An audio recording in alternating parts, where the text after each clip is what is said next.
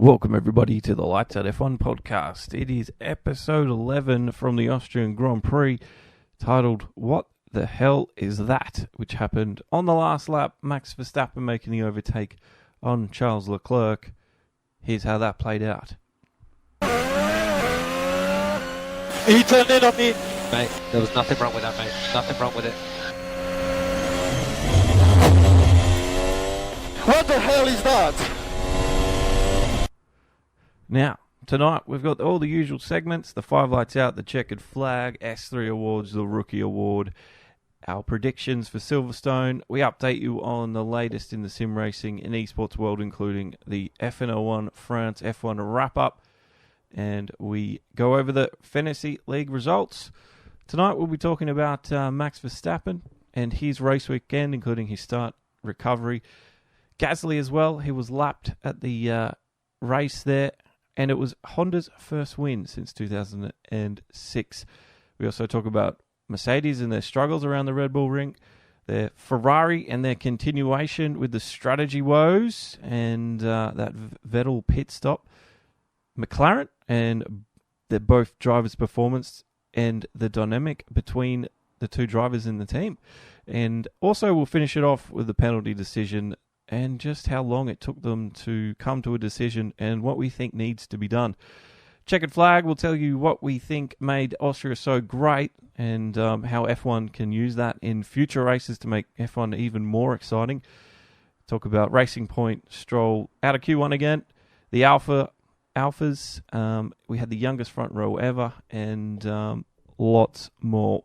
So don't forget to subscribe, follow, and like so you can catch us when we release a new podcast. Or you can go check us out, Lights Out F1 on Facebook. So don't forget, like, share, subscribe. Give us a 5-star rating on iTunes if that's where you're from. And enjoy the episode. Hello, everyone. Welcome to episode 11 of the Lights Out F1 podcast called What the Hell Is That? Hopefully you enjoyed the radio clip played earlier. 5 lights out segment, checkered flag segment, S3 awards, all that good stuff. I'm here with Aussie after a ripper of a Grand Prix weekend. How you going, buddy? How's all those people who are saying F1's boring? What are they saying now? Yeah, they're all hiding under the blanket or bloody changing addresses this weekend for sure. No, well, they missed out, because there's so many people that aren't watching F1 anymore. Yeah, well, since Canada, since France. Did you say, I hope they're not watching anyway, because they've just missed did. one of the best races of the season? I said, I hope they missed. That's not just the season. I was trying to think today, actually. I feel like that was the most exciting race I've watched since China last year when Dan was just ripping it apart. Yeah, China last year was pretty decent. Did he win that race from memory? Yeah, he did. Yeah. It's sometimes all the races roll into one, but yeah, Austria was good. RedBull Ring, it pulled it out. I think there's a few reasons why, and we'll get into those, but yeah, it was pretty damn exciting, and it all has to start basically in the lights out, 5 lights on, 5 lights out, with Max Verstappen. He had a terrible, terrible start going into auto stall, but recovery drive, they're all after, you know what I mean. He had, I think what happened is after qualifying, Red Bull gave Max one of Webber's cars. Yeah, Webber was notorious for that, wasn't he? Every second race, that was a Webber start, wasn't it? Like he'd be on the front row with Vettel, we'd be waiting, lights out. Oh, and he stuffed it. Yeah, so he's lost 2 spots. He it was kicked a good fully start. into anti-stall, and he lost. I don't know how far back did he get, to 6th or 7th? I think he Quite lost a ways about back. 2 or 3 spots, so it would have been 5th at least. I don't think he got that far back, but because Vettel had a cracker of a start, Bottas had a decent start. They got up beside him. I think even Hamilton was up there as well, so about 3 spots. He ended up behind Gasly because I remember he passed him. Either it was lap 1 or lap 2. Yeah, he wasn't taking any prisoners waiting around behind Gasly because it was actually a good move too. It was like, I think it was turn 7 or 8 around the outside as well. Yeah. Coming into, I think it was, no, it might have been turn 10, is it? Or turn 9, when just before the pits, that second last turn. Gasly covered the inside line. Yeah. And then Verstappen said, "No, I'm going around the outside," and that's a quick corner too. Yeah, and that's funny that he was behind Gasly at the start and lapped him at the end. Like, oh, that's just, because that was something Sky brought up. Even they noticed that. I'm almost wondering, like, is Gasly really this bad, or is Max getting better equipment? I mean, is it all down to driver here? Because it's pretty atrocious, isn't it? Getting lapped in the Red Bull Yeah, well, by your teammate. I don't think, like, if you had, like, say you had a new wing or a new floor or something different, there's not a whole lap in it. You know what I mean? Like, over a whole race, I don't think there's an entire lap. I know it's a short lap at the Red Bull Ring, but Yeah, I was just going to say that too. Granted, it's one of the shortest tracks on the calendar, but it's not like he even had an extra pit stop. no, he didn't. So there was absolutely no reason for it. He was They on, both started on the same tyres. yeah, because he seemed pretty close in quali, like, you know, within a certain. If you call 0.7 of a second close, yeah, he was close. Was it 0.7? Really? Just over 0.7, yep. I thought maybe I was watching somebody else, but okay, I thought it was a little bit better than that. No, he's not delivering at all. No, he's not. So he hasn't got long left because their break's coming up, and you'd expect that's when something might happen within the team. Well, I'm wondering, are they going to persevere with him till the end of the year, or are they definitely going to do a swap here? Because Kvyat's the only choice they've got. Yeah. Surely they're not going to chuck Albon in there. I mean, they made that mistake with Kvyat once before where he was too early in there, and now Gasly's proving that he was too early in there. It's possible that they'll stick with him because he's already there. You know, why That's waste the it? only thing I'm thinking. I guess if he's not out of the team during the summer break, I guess he's stuck there until the end of the year. But, you know, at the end of the year, he might not be driving come 2019, so 2020. So that's Gasly, but on the other side of the garage, what a ripper weekend Verstappen had. Totally unexpected, I think. I mean, he won last year's race, and I remember we even said it last week. We just said, I don't think he's going to be repeating that performance. No, we didn't. What do you know? To come out of nowhere. He qualified third before the penalty, second after the Hamilton penalty was applied. But front row. Yeah, he was up there with them, with the times. He kept up with them. Like, he was 4/10 off Leclerc's time. Leclerc just had a cracker of a lap in Q3. He had a really good weekend, you know. I kind of feel like he deserved that win, Leclerc. But Verstappen's run was just, it was that as exciting, you know, that Verstappen almost deserved that win too. So it was kind of hard. Almost, you reckon? I mean, he had a pretty bad start, but to come back the way he did and push through the field and fight and get past Hamilton, get past Bottas, get past Vettel, get past Leclerc. It just added to the drama. Like, that start, or the fluffing the start, just really added that little bit extra spice to the whole race, didn't it? It did. Like, it really didn't need it, as it turned out, with the Mercs so off the pace, but it just gave us that little bit extra. That's what I mean when I said this is probably one of the most exciting races that we've had since China last year. And it's quite ironic, isn't it? Right on the back of France, which is probably one of the most boring races we've had in a long time. Yeah, and we will black and white. We will talk about it more in the checkered flag, but we think it's down to the sausage curbs, don't we? Well, I think I'm really loving these sausage curbs. Yeah, they will. We will discuss them further, but we think that's the reason. But anyway, What about the other big thing of the weekend though? Honda wins. Honda. Yeah, that's true. That's true. Since 2006, the last win for Honda. In the Brawn with Jenson Button. That was the last time Honda saw the checkered flag first in Formula One. Well, I remember when, you know, McLaren were having their issues and they decided to leave Honda at the door. I remember hearing everyone saying that, it was just a little bit too quick, fast-paced for Honda. They couldn't develop the way they needed to, and they just needed a little bit of extra time. And if they're given that time to develop and create something, they're going to have a good engine.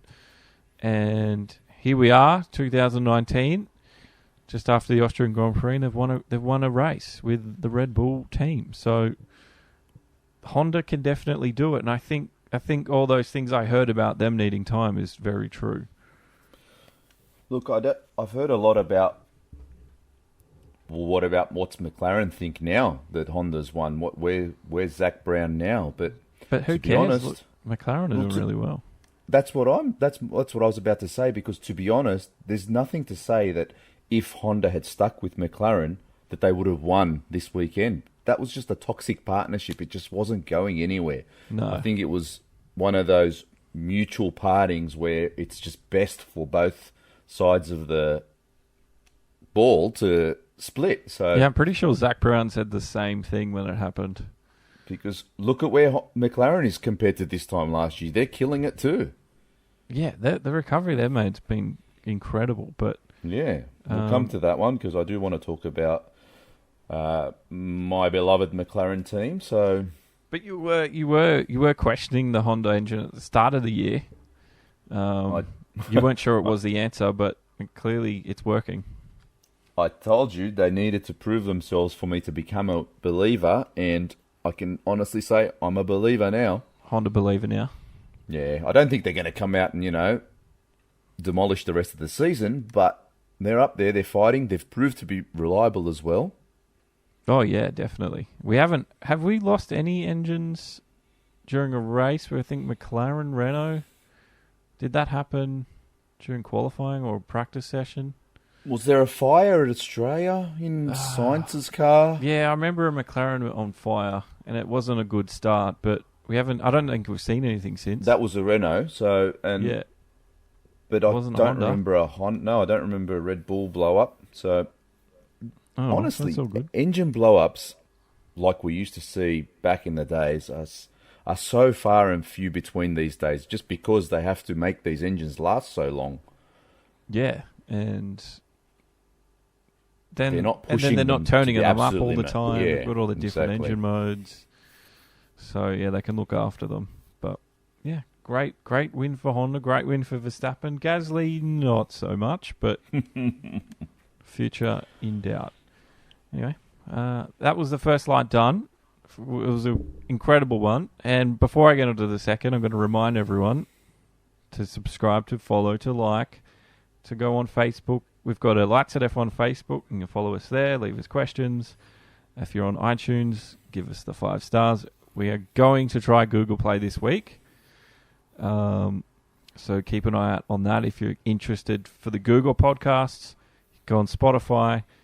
You can go on Podbean. You can go on pretty much just search Lights at F1 and you'll find it. So, yeah. You'll find us. Yeah, don't forget to subscribe or follow or like or whatever it is so you can stay up to date and you know when the next one's out. But it's always the few days after the race has happened. We're going to talk about, for the light number 2, just basically Mercedes struggling around the Red Bull Ring. It was a hot weekend. The race was 35 degrees. The track was, in the mid-50s.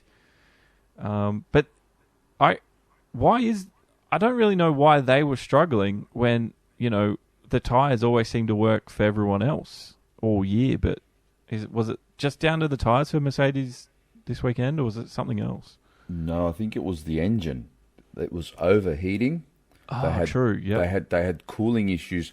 They knew that leading into the weekend because once they got wind of how warm it was going to be, and they allowed for it, but I don't think they allowed enough. Do you remember there was a point in the telecast when they were telling Lewis that he needed to coast 400 to 500 meters around the lap just to allow the engine to cool a bit? And Lewis was like, "What the hell? So I'm just supposed to sit here?"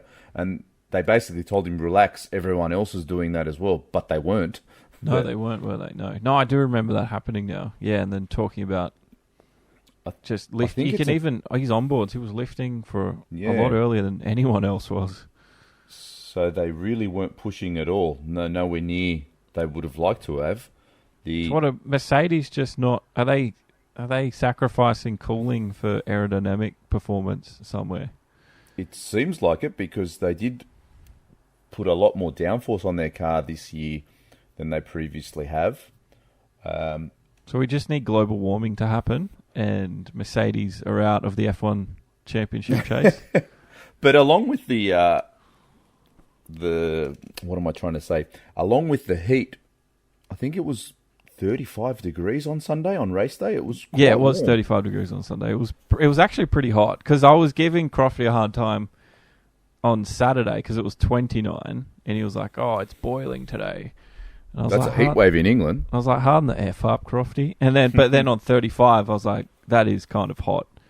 Humidity Track was low. temperature. Humidity, because I live in Queensland, it's tropical. Humidity here would be like 80-90%. You'd be sweating your balls off. But anyway, 18% humidity, it's not too bad. But No, that's good. yeah, But it was along hot. with the heat, it's also about 700 and something meters above sea level, that track. So it's the atmosphere. It's quite.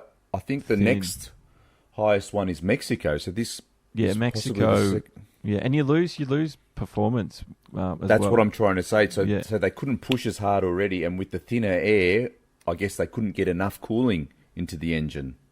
Yeah, they would have really struggled. All right, well, that's very interesting to know that Mercedes have, because it obviously shows that they've gone towards the aerodynamic grip, and they've had to sacrifice significant cooling because no one else seemed to have that issue.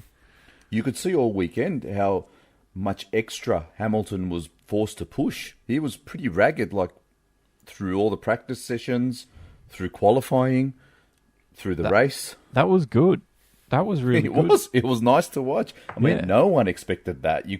No one could possibly say, "Oh, McLaren are going to struggle this weekend." I mean, sorry, Mercedes.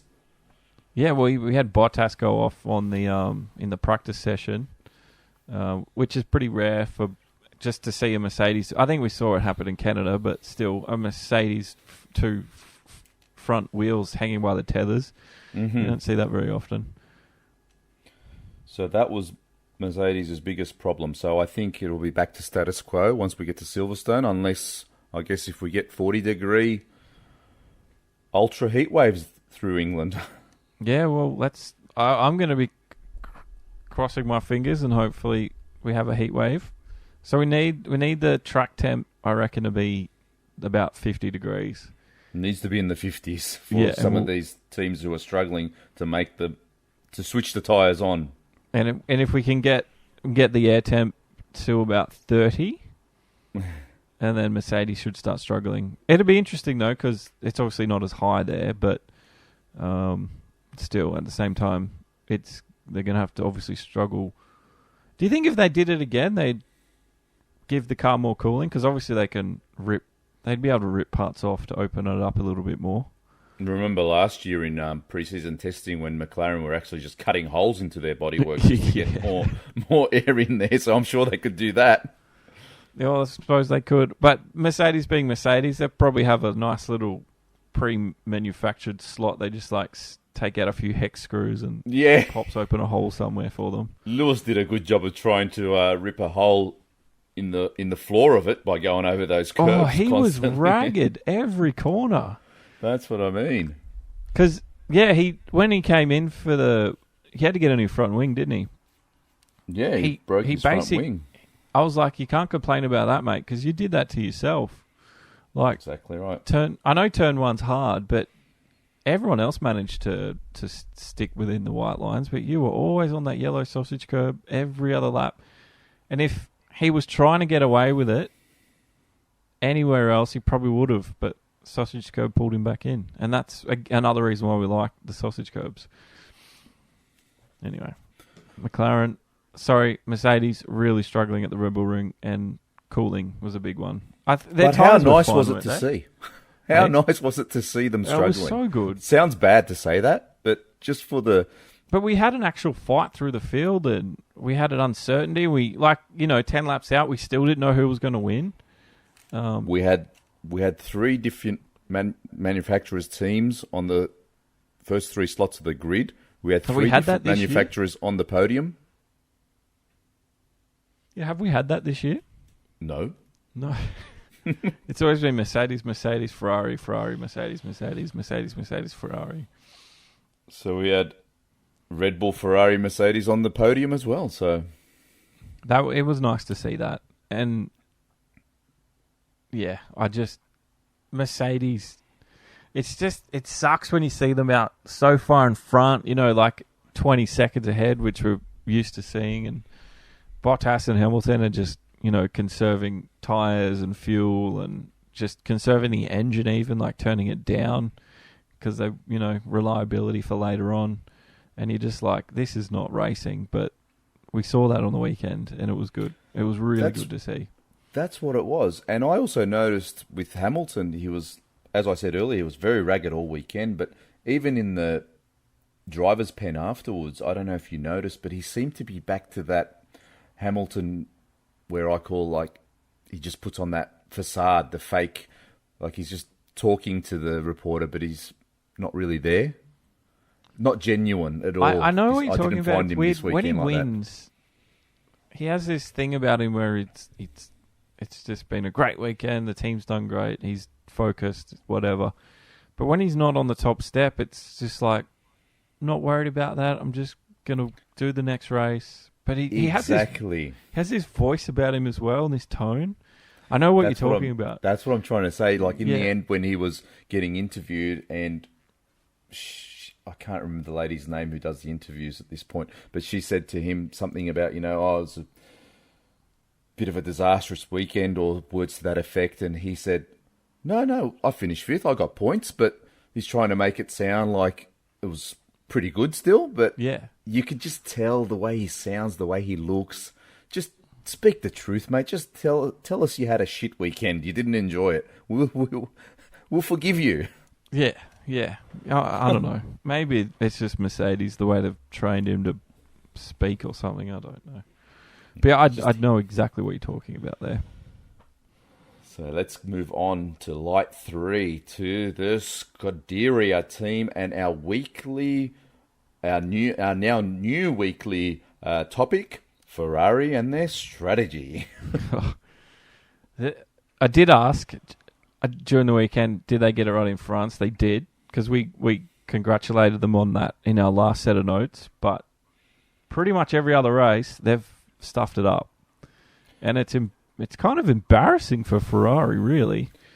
Look, it was exciting on Saturday in qualifying to see them on the alternate strategy, trying the soft tyre, and they were confident that they could make it work. I was excited about that. I did for a minute think maybe it might have been a better option for them to split the strategy, but they were confident. And I even heard Christian Horner say that because Ferrari take the corners slower because they've got so much pace down the straight with their horsepower, he was saying they're probably a little bit easier on their tyres than the other cars who are pushing harder around corners, which... When he said that, he was very confident that was the case too. Yeah. Like, and it wasn't being as sarcasm. a fan, you'd almost laugh at it because you'd think, really? How much slower are they going around the corner? But it's just that scrub and the lateral forces on the tyres that he's talking about. And obviously Ferrari were confident that was the tyre for them. And they've been slow on the harder tyre all year, pretty much. They can't make it work. They can't switch it on. And it seemed that way again, even in the race on Sunday. I guess you wouldn't say that they struggled and they were slow, but they weren't quick. Yeah, like, especially with Leclerc at the end, like, he just was getting caught. Like, it was very, very obvious that Verstappen was going to catch him. And it was just a matter of time. I mean, when Vettel was catching Hamilton, it looked very likely. And I don't know if Vettel then got him within that 2 second, distance between him, and it was hard to overtake from then, because it took him like 5 or 6 laps to get the overtake done, because it took him to the last lap, where Verstappen got behind Leclerc, and he just seemed to get that done really quickly. But yeah, Leclerc was struggling right there at the end on those tyres, and it cost him a win, really. Well, for me, that was one of the critical errors that Ferrari made this week. They pulled Leclerc in way too early, I feel. Oh, yeah. Verstappen had 10 extra laps on the same tyres. So yeah. And even when they pulled Leclerc in, it's not like his lap pace had dropped off. It's almost like they had this mindset, we're going to pull him in at this set lap, like lap 24. Well, that's how they always seem to do it. This is what I've been saying all along. They're not able to think on their feet, or they don't seem to be, which is really odd for a high-class Formula One team. Yeah, which gets probably the most money of all the teams, because they get like a historical bonus or something as well. At that point, I think Bottas pit before Leclerc? Because I think that's what Ferrari were probably covering. I don't think Verstappen was even in the picture at that stage. They weren't even thinking they were racing the Red Bulls. I would be thinking. They were definitely covering off Mercedes. But, because, Verstappen, I think, was still maybe just getting past Gasly or just got past Gasly, but, he was down the road a fair way. The other critical error they made was, why did they bring Vettel in for that stop when he was catching Bottas? He was 3 seconds behind him. He'd closed the gap from probably 6 or 7 to he was almost 3 seconds behind Bottas. Then they bring him in to put the soft tyre on, and then he ends up 20 seconds behind Hamilton and spends the rest of the race trying to catch Hamilton, and then he passed him. And then he was recatching Bottas, and he didn't have enough time. Well, he did. He caught Hamilton on the last lap. That's what I'm saying. So without that extra pit stop, he would have been on the podium. I've no doubt. Yeah. I don't know what that extra stop was at the time for. They didn't even get the fastest lap, did they? No, Verstappen got the fastest lap. That's right. Because I think even Crofty was like, he'll come out in front of Bottas, because it just seemed like that would have been the smart. Like, if that's why they would have done it, that's what would have happened. But Brundle's like, nah, like, he's going to come out behind Hamilton. And that's what he did. And I'm sort of sitting there, I'm like, why did they do that? That's what I'm trying to say. I don't understand it at all. Yeah. He went onto the softer tyre, the softest tyre that was brought. I know they had an extra soft, so it was a new tyre too. It wasn't a used quali tyre or anything. So where was their pace then? Because Verstappen got the fastest lap on the hard tyre and on a well-used set of hard tyres when he put the fastest lap down. Yeah, I don't know. I don't know if he was just... Like, when he came out, Vettel was catching Hamilton really, really quickly. Like, it was obvious it was a lot quicker. But then he got within 2 seconds, 1.5 seconds, and he just couldn't get in front of Hamilton for ages. I was watching it. Because that's what I was like, that might have been a good move. You're on the quicker tyre, he'll get through Hamilton really quickly, and then he'll get back up to Bottas again. And I was like, maybe it'll make sense, but he just didn't get past Hamilton. Hamilton did a good job of holding him off, and that's what really hurt them. So, I think he had the pace. It's not like he was on the medium tyre and they needed to pit him because the tyres were graining or wearing out. I don't know. Everyone else made them. In fact, Norris actually pitted on lap 28 from the soft tyre to the mediums, and he went to the rest of the race on mediums, not even on a hard tyre. Yeah, I don't know. It just baffles me why the hell they pulled Vettel in. I think they just thought the soft... I think the only thing I can think of is they thought the soft was much quicker. That totally backfired. We haven't even mentioned the fumbling pit stop, because when Vettel did come in, apparently they weren't ready. Apparently there was some radio issues, and they were still running out with the tyres as Vettel pulled up. Did you see the guy? I think he was on the left rear tyre running around. He dropped the tyre and he almost got run over by Bottas as he was coming out. That was crazy, because they had that like aerial shot, and I was just like, because it was Bottas that... Was it Bottas or Hamilton? It was one of them. But yeah, he was so close to getting like taken out, man. Like, he fully dropped the tyre. Imagine it bounces and just smacks Bottas right in the... That would have been a penalty. Would have even been a more exciting race. There was so much happening. So they just cannot get this strategy right. I wonder why they use radio. I know if they've got a radio problem, like, surely they've surely you could just have some guy that makes the call and just puts up a little sign for everyone to look at. Just something not electronic. You know what I mean? Because just a backup, just in case shit fucks up. They used to always, or I say used to because I can't say that I've noticed it or looked for it, but they used to always still have the pit board out for the drivers, even in this day and age with radios. But have you noticed that they still use those pit boards? I'm going to have to. No, I still see the pit boards being used every now and then. Where they hang them over the. Yeah, no, I don't think it's as often. With the lap times and stuff on it. I do still see them. Okay, with the deltas I meant on it, not the lap times. They would say +3 behind you, so if the drivers aren't hearing their radio call, they just see that as they pass the pit wall. But it's still no excuse, is it? Just because not for a team like Ferrari. Wouldn't have every team learnt from at least Red Bull during Monaco that year? Was it 2016 with Ricciardo? You would have just gone, all right, hang on.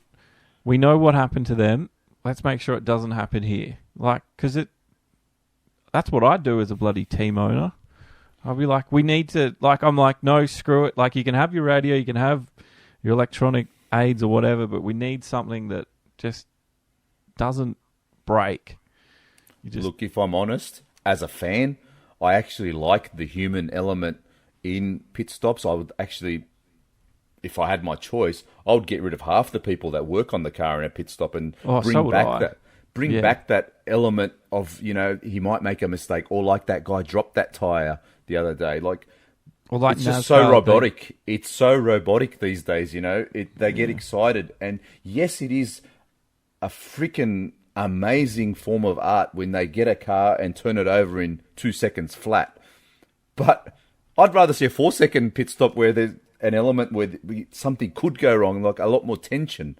You don't really have tension, or I don't know. Do you ever feel like, oh shit, are they going to stuff up? I don't. They just come in for a pit stop, in and out. It's never. They should do it like NASCAR, where they can only have 2 or 3 guys over the wall, and so you got 2 guys on each wheel, so they're running from one wheel, then they chuck the next wheel, then they get the next one, but.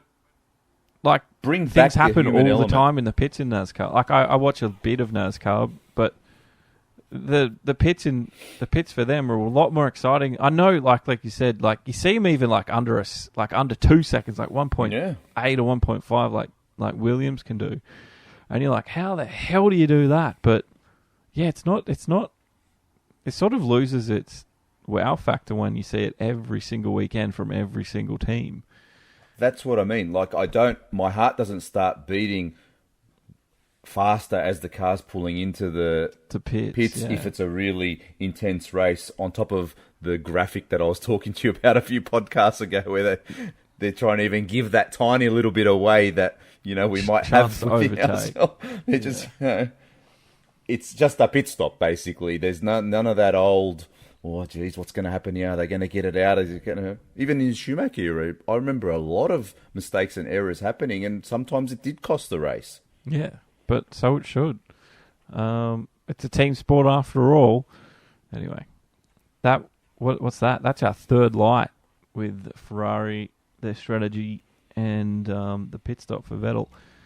Now, your favourite team, McLaren, they're on a renaissance right now.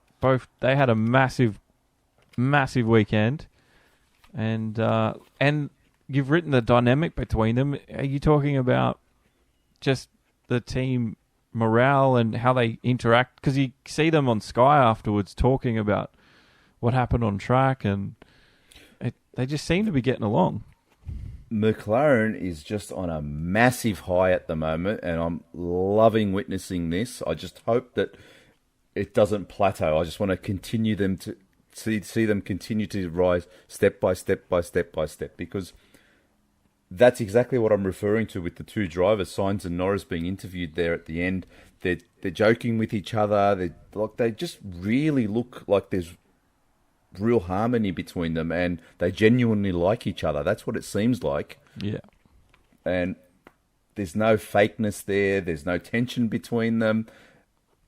If you noticed, Sainz was asking Norris about his race, because Norris got a bit carried away and raced Hamilton at the start there. Well, I shouldn't say carried away. He's a racing car driver, but I found it quite funny because before the race, when he was questioned about his plan for the race, he said, as a joke, he said, when they asked him, who are you racing? And as a joke, he said, the Ferraris and Mercedes, obviously. And then he laughed and he said, no. He said, I'm not going to get carried away.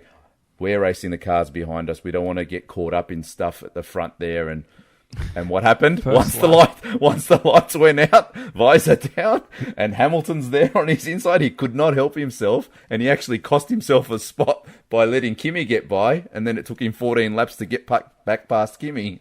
But, it didn't cost him as a result in the end, but I just found that a little bit funny. Yeah, that's true. Racing car driver, always a racing car driver. Yeah. You're like, they're going to, long run, they're going to smash me, but I'm going to beat him into turn 3. He gave him a good tussle too. Yeah. It was good to see a McLaren up beside a Mercedes, though.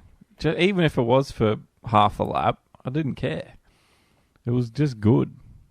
Well, we had Norris finish 6th after that race. Mm-hmm. Sainz started at the back of the grid in 19th after a massive grid penalty for a few engine element changes. And then he finished 8th. He had a broken wing too. I think he would have got 7th if his front wing wasn't broken. Oh, where did he break his front wing? With about 10 laps to go, maybe a little bit more. Sausage curb. Yeah, the sausage got him. They're great. They're great things, man. Those little yellow bumps. So yeah, I'm going to continue to talk about McLaren while they're on this high. Well, they're doing really good. They've obviously, I think, from talking to the drivers, I think they've learned a lot from Sainz, because his work with the Renault and everything. I think, and then obviously whatever Norris can help out with, but they've obviously made small gains here and there that. Because I think he said it's not aerodynamics, it's not the floor, it's not something else, it's just everything. And it's all just working. Well, for sure, he's got a lot of experience under his belt now, and he's always been one of those drivers who gunner drivers, and I think he's finally getting a chance to prove himself, and it just seems like he's arrived at the right team at the right place. Yeah. At the right time, sorry. Yeah. On the way up. So, and he's there to help build the team. And Norris seems like the perfect number 2 driver for him at the moment. Oh, I don't even know if there's a definite 1 and 2 there, but he is the rookie, so you assume there's a bit of seniority there. Yeah, I'd give it to Sainz a little bit, but Norris is really putting it on as well. He's not making it easy for Sainz though, on track, but it's good to see because that means they're challenging each other and. They're still getting along at the end of the day. Mate, on a side note there for a moment, how good is the prospect of the future of F1? With you've got Leclerc and Verstappen there, both only 21 years old, on the front row, youngest front row ever in Formula One. Yeah. Then you've got Norris coming up. He's a definite superstar of the future as well. I think no Russell's doubt about got it. promise. And Russell is the unknown at the moment because he's just unable to prove himself in that car, but he seems to have the goods. So I'm saying there's 4 super young guys. He finished in front of the Haas. That's the first, Kubica, nowhere. But, hang on a minute, he got driver of the day. Yeah, I'm pretty sure that was hacked. That was a good hack job, wasn't it? Oh, yeah. That's just a bit of a joke. But Verstappen, I thought Verstappen had won it before, because I did see the Kubica winning at the drive of the day, but I thought they said Verstappen had won it. Well, on the day, sorry. For me, he did. I did not hear the official. I just seen these posts, and I remember thinking, what the hell? Oh, someone's just made this meme. And then later I heard, no, that was actually from the Formula One site, and because there was some hack, I think, where when you voted for whoever or a few of the drivers, it was just registering as Kubica. Oh, right. So, good hack. I like it. Yeah, good on him. That's funny. That is funny. He gets driver McLaren of the day for always his consistent finishes in 20th. Yes, he's done. He hasn't. At least he's finished every race, I guess. Has he He's finished every consistent. race? He Yeah, he's consistently consistent. finishes last. So where will McLaren be at the end of the year, and where will they be next year, do you think? Mate, at this stage, let's wait till the summer break where we break down each team by team. But at this stage, I would say McLaren are looking like they are best of the rest. Best of the rest? So what you got? Red Bull, Ferrari, Mercedes, and then the rest McLaren. Yes, yeah. Okay. Fair Which enough. I think at the start of the season we were hoping Renault was going to be best of the rest. Yeah, that's not looking likely though. Early on, Haas looked like they were going to be the best of the rest, but they've just lost their way completely, Haas. Well, hopefully... Well, they have to shut down over the summer break too, don't they? So they can't really work on the cars. Oh, I'm sure they still are in their factories, or are you saying even the factories get shut down? I'm pretty sure the factories all get shut down. To give the teams an actual rest, all the workers. Yeah. So, anyway, we'll see what happens. But that's light 4, McLaren. On the way up. Light number 5 for the 5 lights out segment is that penalty decision. It took a very long time for us to hear an answer to that. And it was pretty straightforward, I would assume. There's been a lot of talk about the penalty itself, if it was a penalty, if it wasn't a penalty.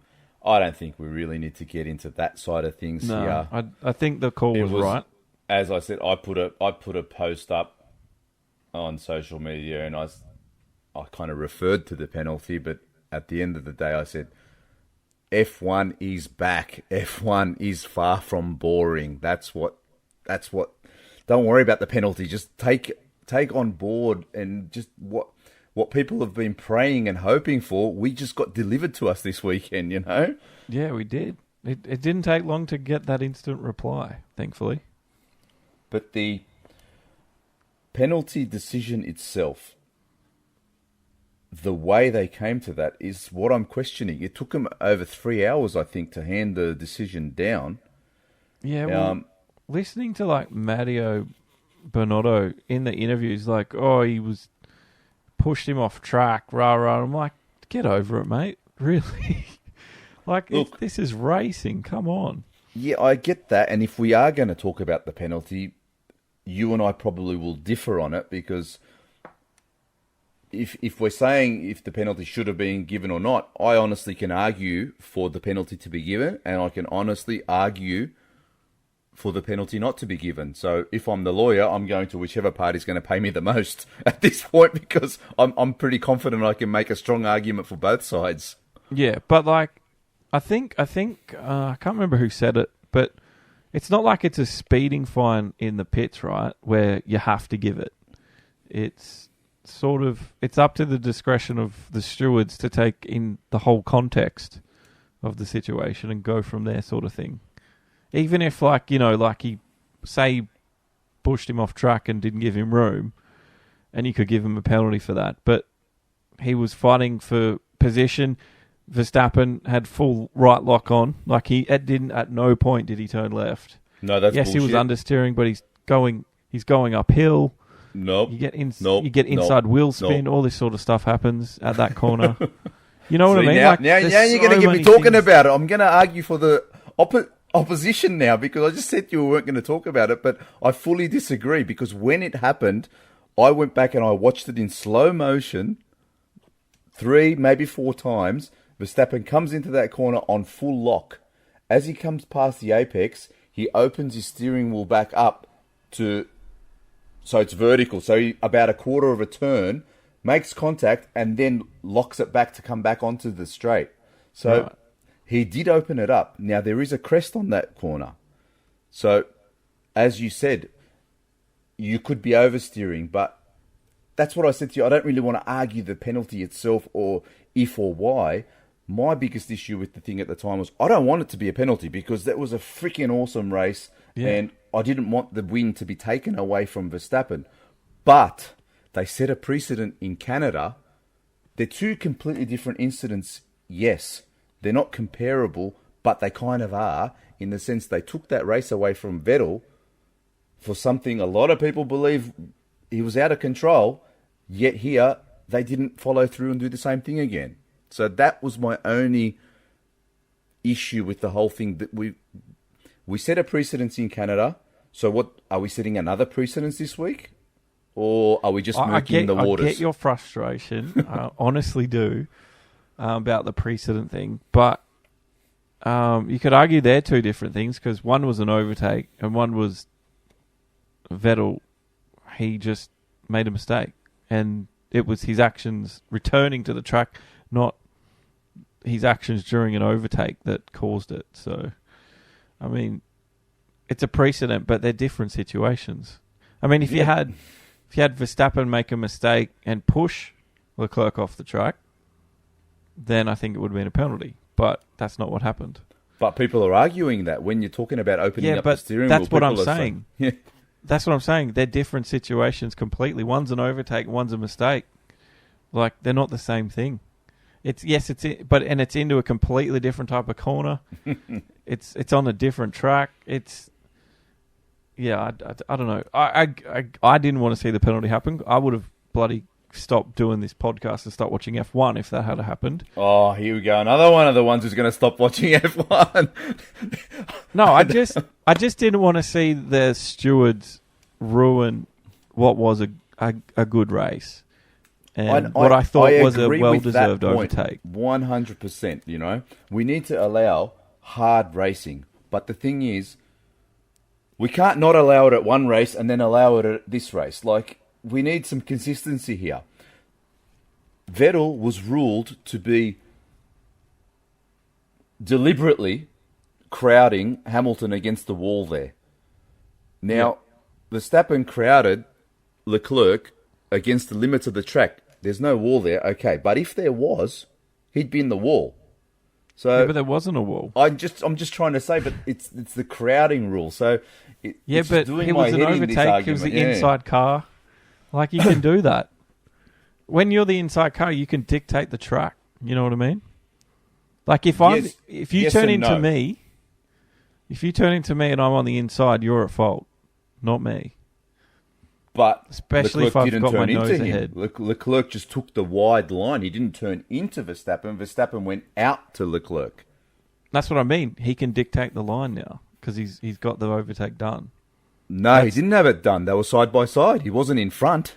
But he's the inside car. See, this is where I'm arguing, where I'm saying the outside line doesn't have to be, or shouldn't have to be, the one who brakes and gives way. The onus should also be equally on the inside car. Just because you're on the inside doesn't mean you can take the whole track. No, I get and agree with that. Because you could just argue that if you're the inside car, you just come barging through. Exactly. But if you're the inside car, and if we just say the inside car has it, I'm not saying the outside car has to give up. But what I'm saying is, if the other guy starts crowding you off the road, expect that to happen. Because you're the outside car. You can still fight for it, and if you get back in front before that happens, so be it. But if you're being crowded off the track, just chill out, just get back in behind and go again. But because that inside car is allowed to do that, from my understanding. But he's not allowed to open the wheel up and bump you off the track. Yeah, I know, but he didn't.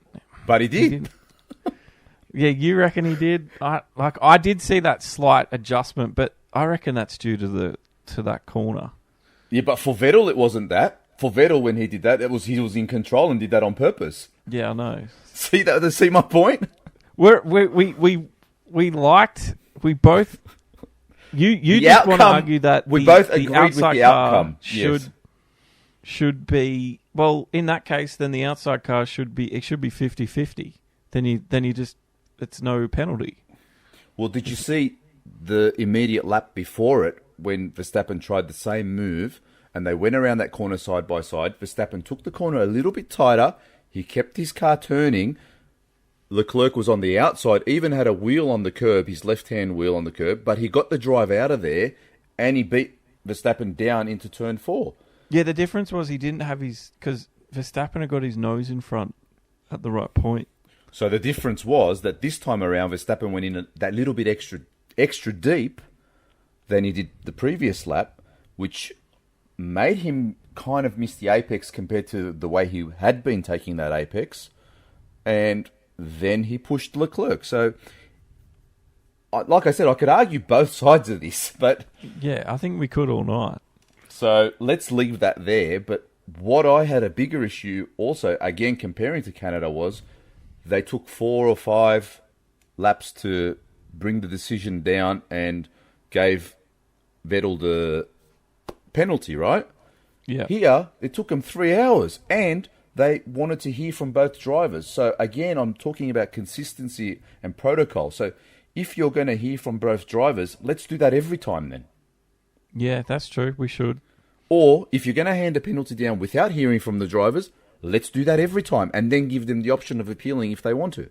But let's pick one way and stick to it is what I'm saying. Yeah. Yeah, I think we've discovered a few flaws in their system as of late, because it's causing these arguments that shouldn't happen. You know what I mean? There should be just a strict yes or no, penalty, no penalty. Do you think the extra long delay in the decision being handed down? We're going to do things one way here. We're not going to listen to them there. That's not fair. That's not, And if if we think it's the same incident, then they should be treated exactly the same. How about this? When there's a protest in horse racing, they pull the jockeys into the stewards' room. Sometimes it takes them, 3 minutes. Sometimes it takes them half an hour to come to a decision. But there is no result given until the stewards are satisfied, and then they hand a decision for that race or whatever it is. So here, it was the other way. So if they're saying, the drivers have got media commitments, we got to do the podium, we got to do this, and then we'll talk to the drivers. Well, let's not do that. If you need to hear from both drivers, pull them in straight after the race. I think the and drivers, then do the podium. I think you're right. If that's the case, get the drivers, like you said, in the horse racing, and just quarantine them. Just no one can fucking speak to them. Yeah, because then you don't get the engineers in their ear. You don't get the team owner in their ear. You don't get anyone else that's influencing them. You get it straight from their mouth, straight after the race, and that's it. Do you think the extended delay here had something to do with wanting to clear the track of all those Max Verstappen fans and everything before they handed their decision down? Because maybe they didn't even know what they were going to decide, but they didn't want to decide to give Max a 5-second penalty with all that orange around. Imagine the riots. If I was a steward, I probably would have said, let's just wait, because we don't want to cause a riot. That's exactly right. Yeah. Could have been a big factor, actually. I think so too. But anyway, once again, the penalties have been in the news at the end of the race, and we need to figure it out, FIA, because it's been a bit sloppy. We might agree with the decision, but I think the way you got there was a little bit wrong. Anyway, I wonder if for next year, for 2020, if we're going to have a rewrite of these rules, because I don't recall this many issues last year. I mean, we weren't doing the podcast, so I don't know if that means we weren't looking at it as closely, or I don't know. I don't recall getting upset about too many stewards' decisions. I'm sure there was a penalty here or there, but nothing that has happened like this consistently every race. Has always been something. Yeah.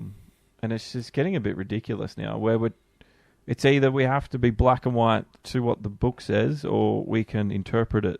But what's the right way? Because the consistency hasn't been there. I do agree with that. That is 100% the point here, Josh, because if the stewards are going to apply common sense, as they did this weekend, I'm happy with that. But I'm just dirty that they didn't apply that 2 races ago. Yeah, true, fair enough. Well, that's the 5 lights done. That's the full Austrian race 5 lights out segment done. Hope you enjoyed that. Checkered flag coming up, and we should talk about it because we did mention it. Track limits, the runoffs, the sausage curbs. It's made for a great race. we were back at a real track. You Yeah. know, even on TV, didn't it look so much nicer with all that greenery around? And Yeah, you know, green and, a few gravel runoffs here and... exactly. It just looks Just- like just a a racetrack. racetrack. I mean, Yeah. compare that to what France looks like on TV, and it's... If you're not going to have gravel traps, I honestly think that the sausage curbs are the solution. And the big curbs that make the buzzing noise when they drive over them. The rumble strips. Yeah, the rumble strips. Yeah, I couldn't think of the name. Because it's just completely changed the race, I think. I think completely. Christian Horner on Saturday, I can't remember if it was before qualifying or after qualifying, he made a comment, something about when he got asked about these sausage curbs, and as a team boss, he doesn't like them because he said that there was $250,000 worth of damage to front wings. Oh, well. And that the sausage curbs had caused. And I'm like, no. The sausage curbs didn't cause $250,000 worth drivers of damage. caused that. Your drivers caused that.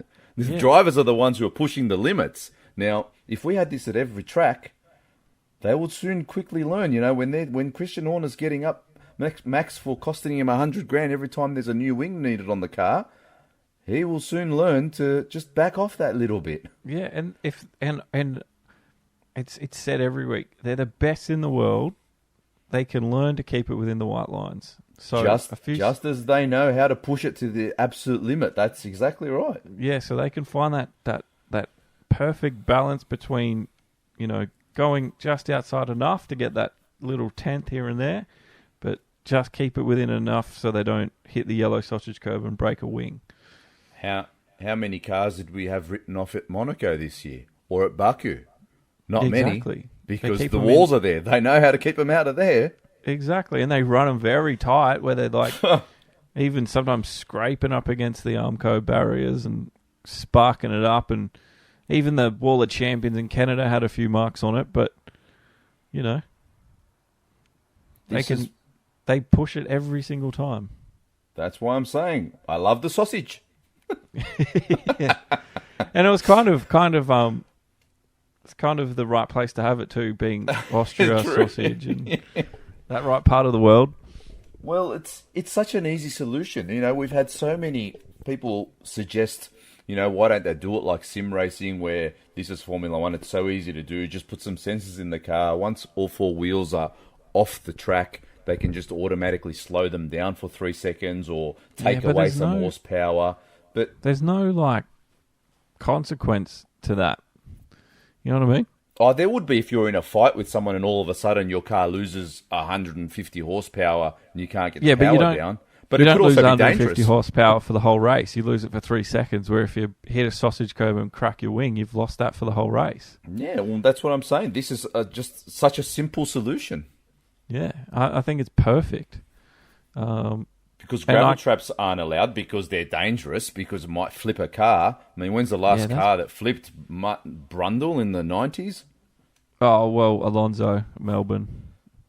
That was a big Was one. that because of the gravel trap, or was that because he just rolled against the wall, though?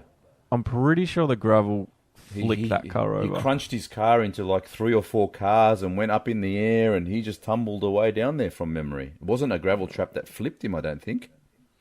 I I will remember. stand to be corrected, but I'll have to look that one back up. Maybe, but we got the Halo now because that brought up Yes. the talk of the Halo, that incident, and everything else. So what's the point? Like the Halo, even if they do flip, what's going to hit them? Yeah, You it's know? pretty much like they've got a roll bar over their head now. Yeah, not exactly. not just behind it. It's literally over their head now.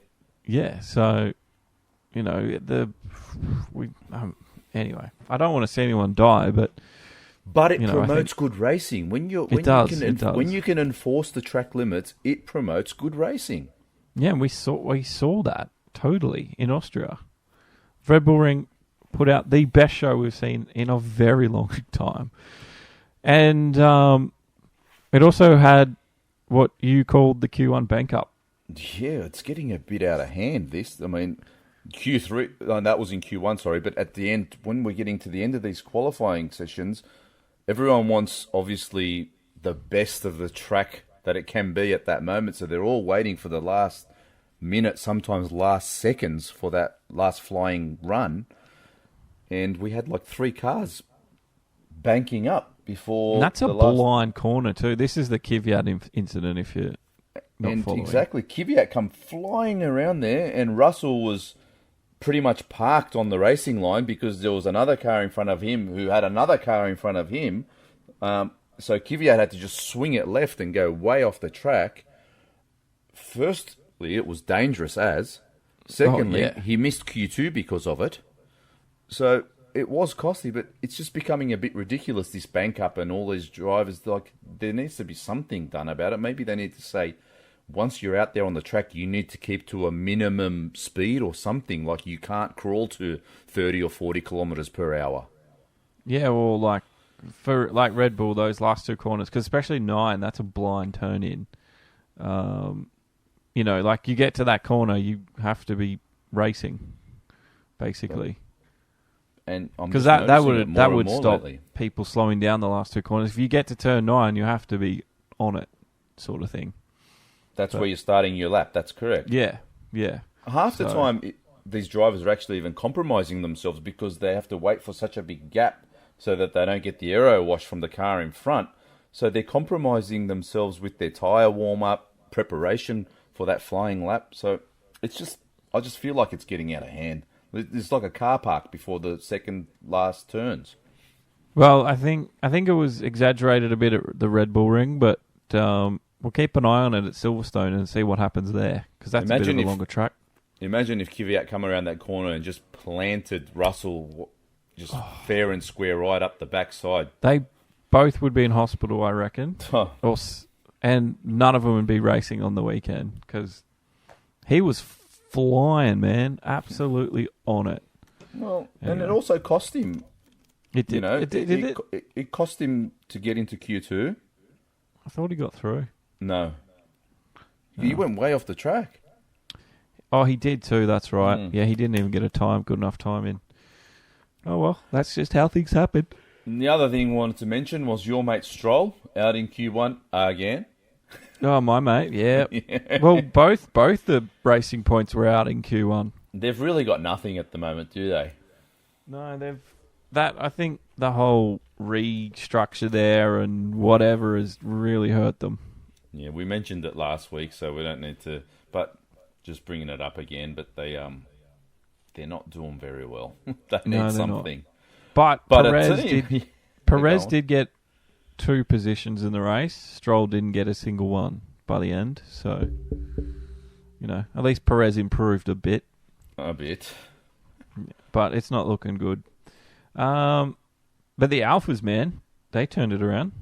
They had Well, look, when Kimi passed Norris in that first lap, there was an Alpha running in 4th place. Yeah, that was weird because Kimi last race was like at the back of the grid almost. They've actually been quite disappointing, haven't they? Like all year so far, like they showed so much promise in preseason testing. Yes, I know we shouldn't give preseason testing much clout, but they've probably been one of the major disappointments along with Haas this year. Yeah, I think they've sort of gone backwards at some point, but the track on the weekend seemed to suit them, and because they both got points on the weekend, which was really good. Giovinazzi's first points in Formula 1. Yeah, exactly. So they can be happy about that. Maybe they figured out what went wrong in France and just fixed it. It could just be that simple, but I don't really know. I really think these tyres have a lot to do with things. We shall wait and see how it pans out race to race. Yes. And is there anything else you want to finish off in the checkered flag part? The only thing was our man Dan. Did you hear him in the interview saying that there was something suspiciously missing from the car, and not suspicious in a what's the word? Was it a mirror? No. He's saying with the package. Oh, okay. Sorry. I'm having a dig at our old man Daniel. No, but he's just saying they changed so much in the setup, but it didn't seem to make much of a difference to the car. Right. He was really dejected with the package itself. He's saying they really need to get to the bottom of it, but it sounds like the team itself are confused with what's wrong with the car. Well, it was I don't so wanna on give- point last race. I don't want to give any clout to Nico Rosberg's podcast, but he did have Daniel Ricciardo on this week. And apparently, Rosberg just, in the podcast, just straight up told Daniel what settings to use and what to do with the balance and engine settings for the corners. And Oh yeah, that was a few weeks ago. Yes. yeah, right. So I don't know. Maybe he'll figure something out But, yeah, from looks like whatever Rosberg told him. But yeah. Looks like Renault have some real serious work to do. Yes, they do. And if you've got work to do at home, you've got to subscribe and like and 5-star us on iTunes. Don't forget that. Yeah, smash that 5-star rating for yes. us. Help us get up the ratings. And Podbean, subscribe, follow, like, all that good stuff. Jump Go onto our Facebook page, Lights Out F1. Like and follow, boys and girls. S3 Awards. This was the We've hardest one of the year so far because we were spoiled for choice from... For every single category. Yes. First I up's agree. the superstar category where we give them 2 points. Now, we haven't discussed this previously, so I'm quite interested to see who Josh gave his superstar to. I think I would have to give it my superstar because it was a superstar performance. I think to Lando Norris. Okay. I just think he had a good qualifying and he had a great race. It just all come together for a pretty decent weekend. And I know Verstappen had a superstar of a race too, but I think Norris raced out of his skin. Norris. Okay. That's your +2. My +2, yeah, I couldn't go past Max. But once again, I could have given it to Leclerc, who also had a superstar weekend, bar those last 2 laps, you know. Almost give it to him out of feeling sorry for the poor kid, but, you know, his time will come, his win will come. But I think Max had a shocker start and just an amazing recovery drive, which no one saw coming. No, I didn't see it happening at all. No. My surpriser. Now, there was so many I could pick as well, but I wanted to go just basically on who surprised me when I looked at the results, and I went for Giovinazzi. Giovinazzi, Gio. Got his first points. Alpha up there in the points. You know, they had a good weekend. I don't know. I just didn't expect. He just surprised me this weekend with that 10th place finish. The Italians got to be happy with that one. Molto bene. Well, he's Very had good. a few shocker races, so if anything, he definitely deserved a good race. Yeah, he definitely did. Yeah, and he was really happy about it as well. So it was good to see. Apparently, he had a bet with his boss, Fred Vasseur, and if he finished in the points, he was going to cut his hair. Cut his hair. I don't know if he actually got it cut or not, but No, there was he some didn't want to footage get of it him cut. chasing him with some scissors and stuff just for a bit I think of he just banter, but cut a little strand off. Wasn't like fully cutting it.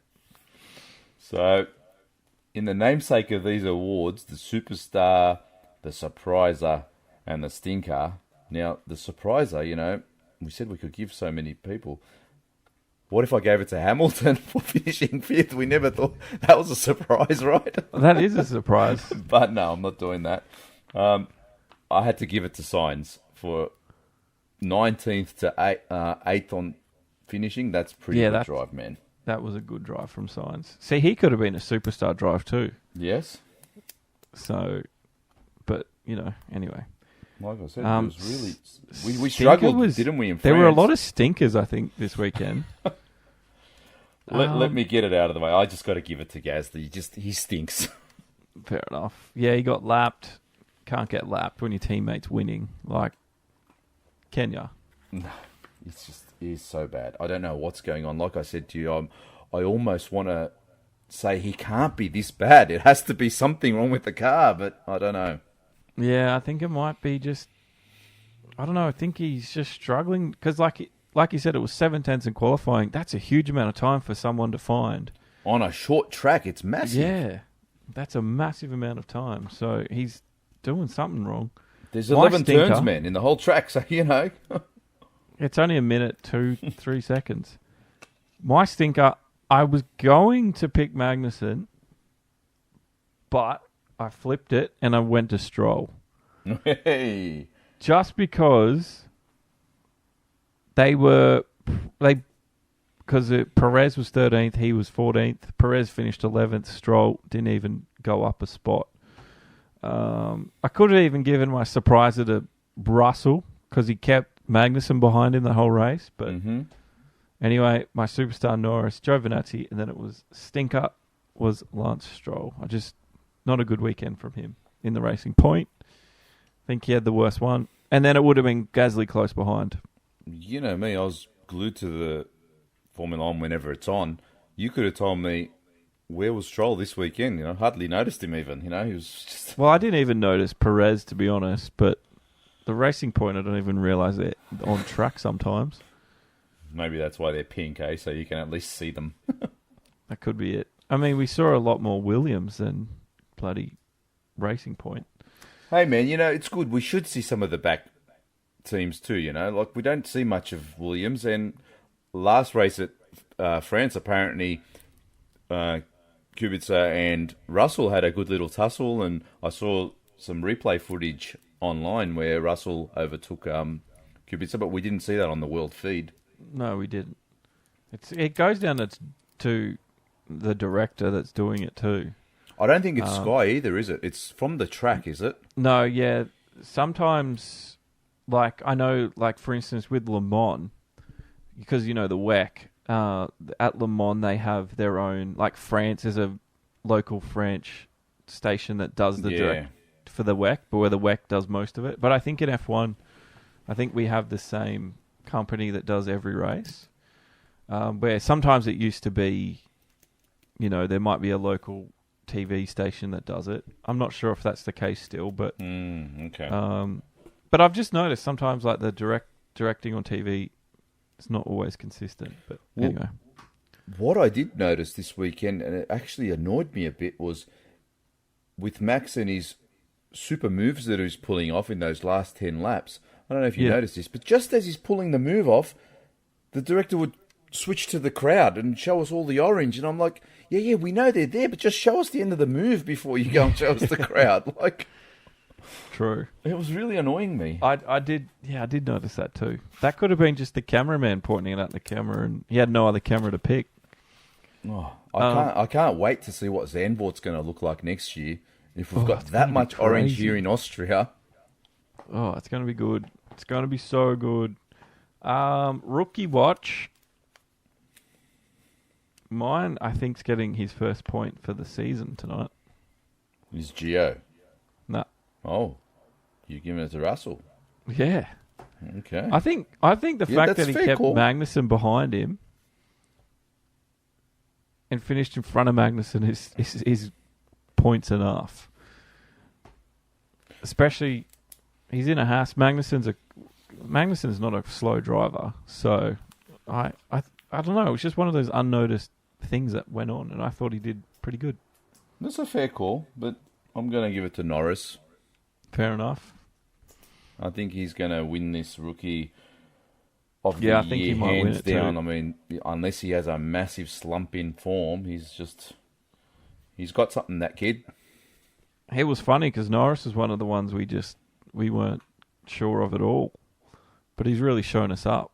A lot of people were a bit, I don't know about this guy Norris, but I am one of the few who was excited to see him and follow him and hope that he would do well, but he exceeded all those expectations. No, totally. He's one for the future. So on to our sim racing and esports chat. I'm going to start it off with our little FNL1 France wrap-up from last week on the back of the real F1 race. If you haven't seen the stream, I suggest you should jump onto the FNL1 esports.com page, which will take you to the Facebook page where you can find the stream. You can go to Josh's Demo 1 Garage Facebook page and find the stream there, because you will not be disappointed and you will actually see some racing in France. I myself had a great race with young Marcus. We battled from about lap 5 all the way to the checkered flag, nose to tail, back and forth, back and forth. We had a great race. Yeah, a lot of that I did capture, luckily, so people can see it. There was a big incident in the first corner, which I totally happened as I was watching you all come off the grid into the first turn. It was one of the guys, he come across into turn 1 and blocked half the field. So one of the Husses, I think, spun it, coming out of turn 1. I totally didn't even see that happen, because I was like, clean start by everyone, rah. And then I was like, why is there like a 12-second gap between this half of the field and this half? It's pretty tight into turn 1 there. It was a good race, though. Yeah, we had a real wet quali, and then it ended up a dry race. So quali was very tricky. Yeah, I missed all the crashes, though. It was just, on the Inters, it's just kind of like where it's wet, but it's not really wet enough to just, take the wet lines. And it was testing. Yeah, because most of them there was no talking going on in the lobby while people were driving. I'll tell you that much. It was full concentration. Because you'd come around the big sweeping right-hander and you just all of a sudden lose your mechanical grip and you go flying off into the wall. And we lost like 5-6 cars like that. So we had a great race. The eventual winner was Hawksy in the Renault, who just beat out Zen in the Mercedes.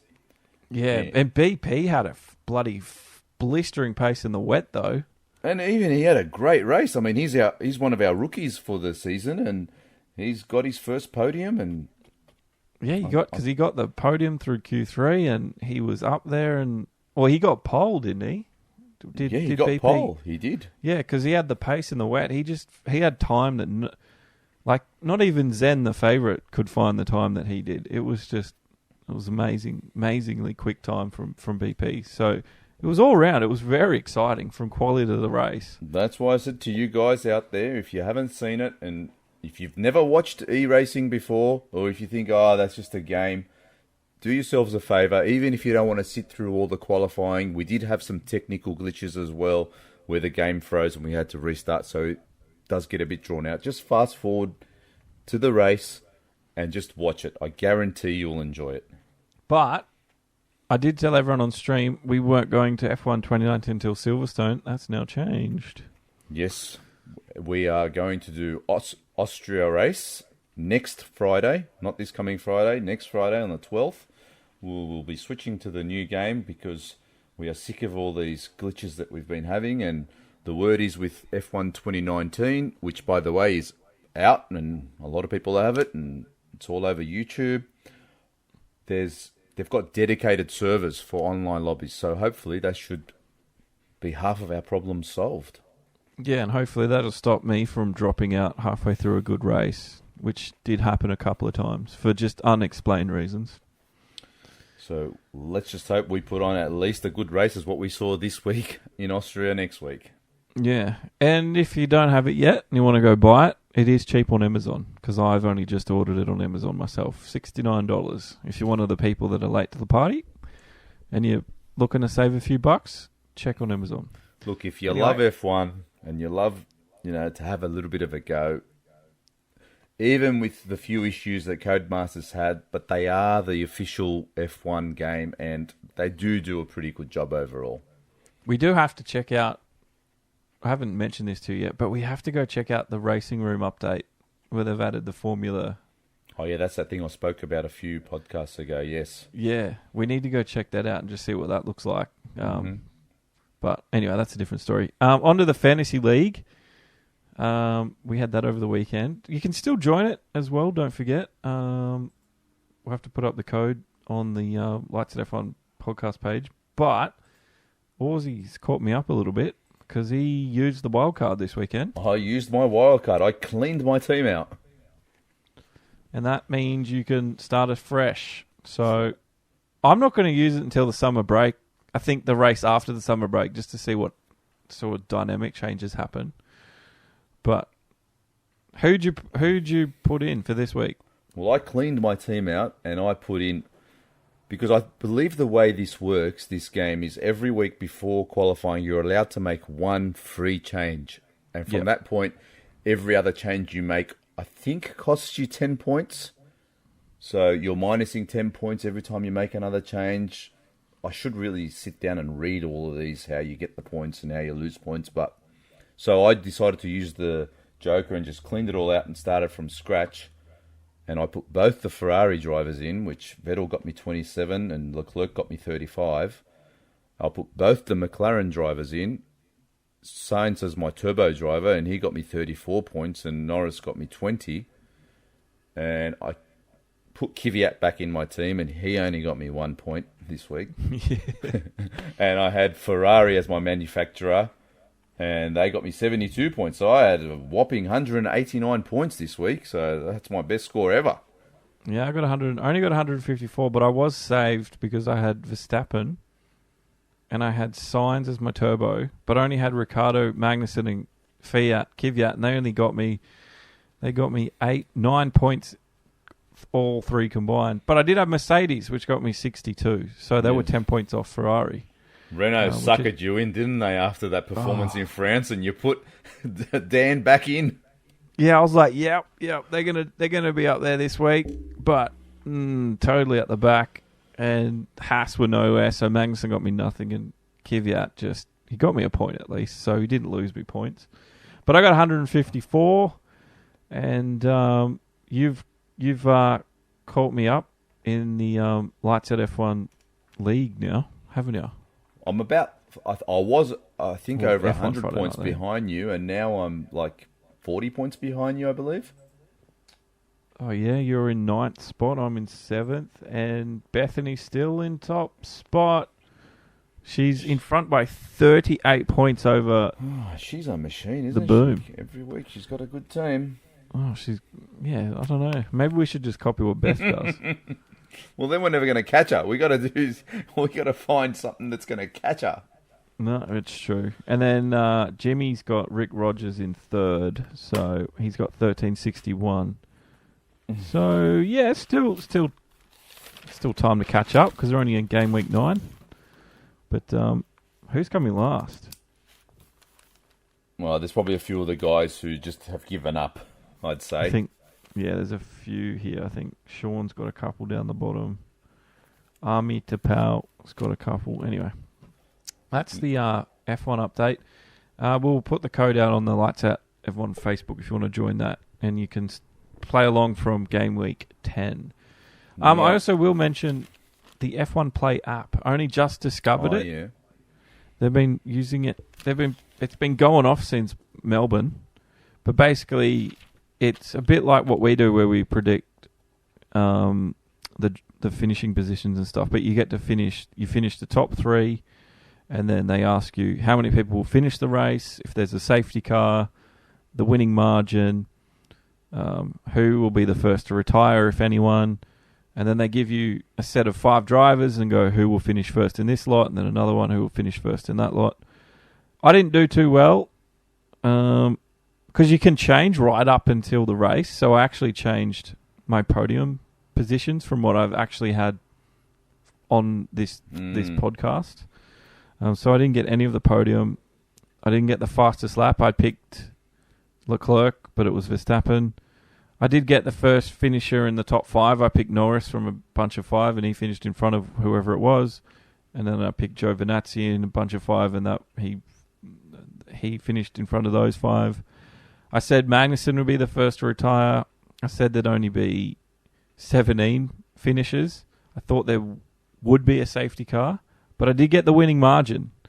I picked 2.5 seconds to 7.5. So, yeah, I got that. Sounds involved, but I think it might be a bit of an interesting thing to have a look at. I mean, you mentioned it to me, I think, just as quali was about to start, and you have to open an account and stuff or register, you said. So and it's not even the same account that you use on the F1 website either, which is annoying. Why can't they just simplify it? So I don't know. So but if you get them all right, you do win a VIP trip to the next Grand Prix or whatever one they're giving away. And someone won a trip to the US Grand Prix because he got all 10 right. So Jeez, whoever that was, congratulations. That's a good jackpot, yeah. All right, well, I'm going to have a look at it for Silverstone. So, see how we go. It's free to play, but yeah, have a look. And if you want, we can start a league on that one. But it's interesting. And speaking of Silverstone, we need to do our predictions. Oh, yes. We totally went past it.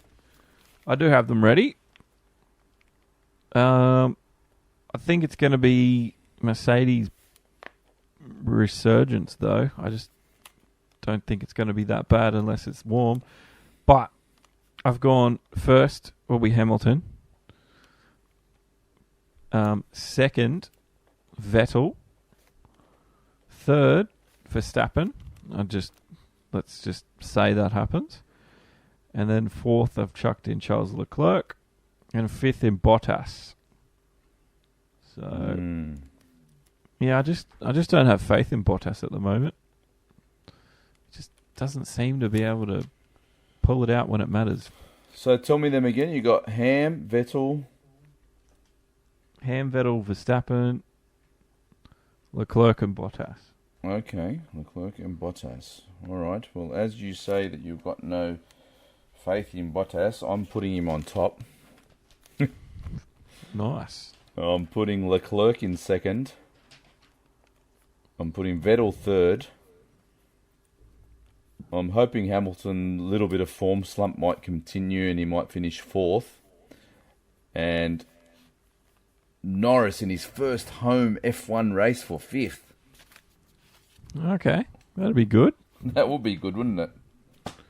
You picked him for fifth in the RedBull Ring too. And he finished sixth. So close. He almost had 2 points. Actually, with our predictions from there, you did get 2 points. You had Leclerc and in Bottas. second and Bottas in third. I only had Bottas in third, so I got 1 point. So I finally got some points on the board this week. It's been a few weeks. I'm very interested to see how that picking 10 things in that F1 play is going to go when we can't even pick 5 podiums. Yeah, well, the podiums are hard, but picking 10 different results like safety car gaps and it's not easy. Do you know this weekend actually there was not even one retirement? Oh, No, there wasn't. Yeah. Everyone got through. Yeah. There were 20 finishes and no safety car, which was weird. Yeah, I think once they all get through on that first lap, it's just that kind of track where there's not really going to be, even if there's if there was a tangling up or anything, they would have just went off the track. Like, I don't think it's a safety car kind of track. Yeah, anyway, that's the podcast done. I hope you've enjoyed it as much as we enjoyed the Grand Prix this weekend. It was pretty good. Well, for all you naysayers all over social media, for all you haters and, F1's boring, F1's this, I'm not watching it anymore. I got one thing to say, F1's back, baby. Yeah, and if you didn't watch it, you missed out. You totally missed out. So, till Silverstone, I'm Dr. Aussie and push it to the limit and keep it on track. And I'm Josh, race hard on the edge, and we'll see you next time. Good night.